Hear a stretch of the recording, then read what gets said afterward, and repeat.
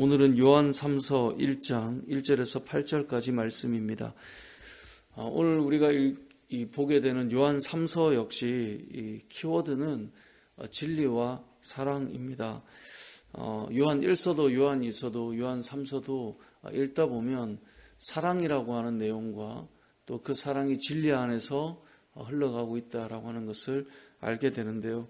특별히 오늘 요한 3서는 사랑하는 자를 위해 이 요한이 무엇을 하고 있는지, 또 그 사랑하는 자의 무엇을 기뻐하는지, 또 무엇을 해야 하는지를 이제 말씀하고 있습니다.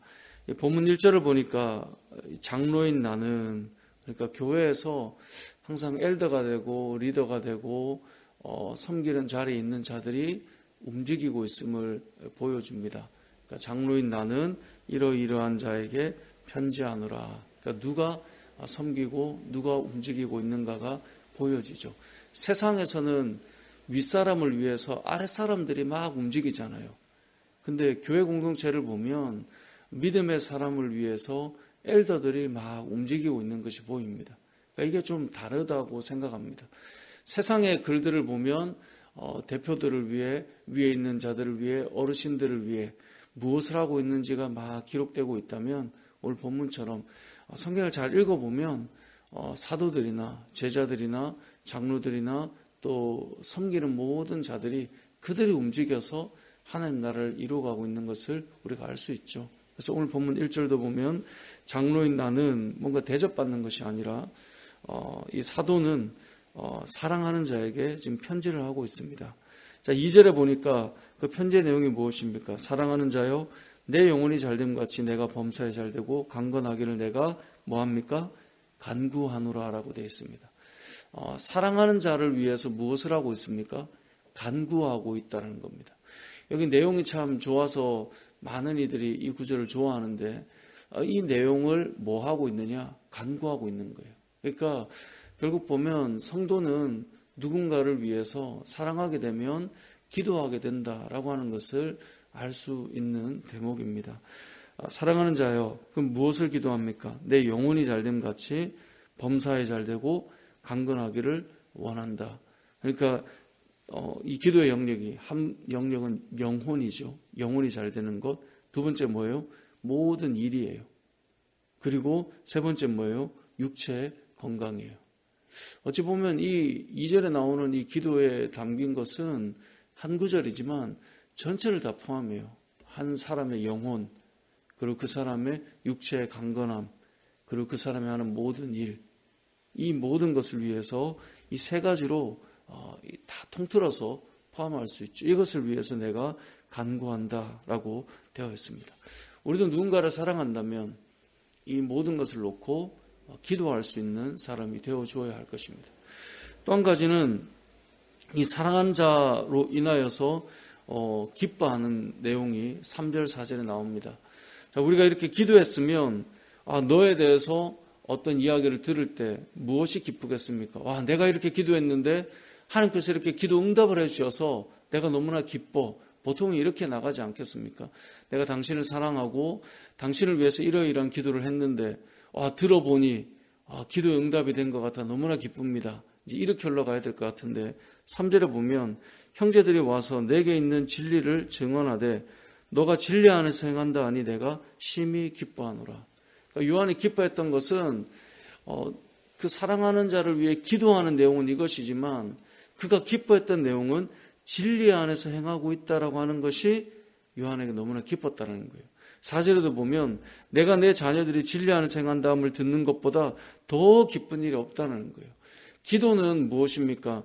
영혼을 위해, 범사를 위해, 강건하게 육체의 건강을 위해 기도하고 있지만 진정으로 기뻐하는, 무엇보다 기뻐하는 이유는 진리 안에서 거하고 있다는 것, 진리 안에서 행하고 있다는 것, 그것보다 더 기쁜 일은 없다라고 요한이 말하고 있습니다. 이것은 이 땅을 사랑하는 우리도 마찬가지 아닐까요? 그냥 간단히 얘기하면 우리가 사랑하는 자녀들이 당연히 부모가 자녀들을 위해 기도할 때 그 영혼을 위해, 육체를 위해, 또 그의 하는 일을 위해 기도하겠죠. 근데 가장 기쁜 건 뭘까요? 우리 자녀가 믿음 안에서. 때로는 뭔가 좀 부족한 게 찾아올 수 있어요. 때로는 범사에 형통이 있었으면 좋겠지만 어떤 일이 멈춰질 수도 있어요. 때로는 육신의 건강에 좀 연약함이 찾아올 수도 있어요.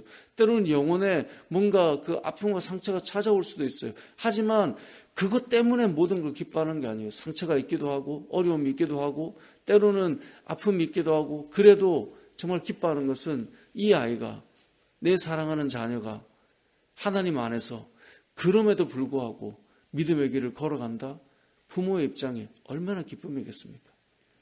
요한은 이 아버지의 심정으로 편지를 써내려가고 있는 것이거든요. 그래서 자녀들아, 부녀들아 이렇게 해서 쭉 써내려오고 있는 것인데 그가 정말 기뻐했던 것, 진리 안에서 믿음 안에서 성도들이 살아가는 것, 사랑하는 자가 그렇게 걸어가는 것, 그것이 무엇보다 기쁜 일이라고 고백하고 있습니다. 뿐만 아니라 5절에 보면 이 사랑하는 가이오가 무엇을 했던 것인가를 들으면서 그것 때문에 또 감사하고 그 일을 계속 감당하기를 원했는데요.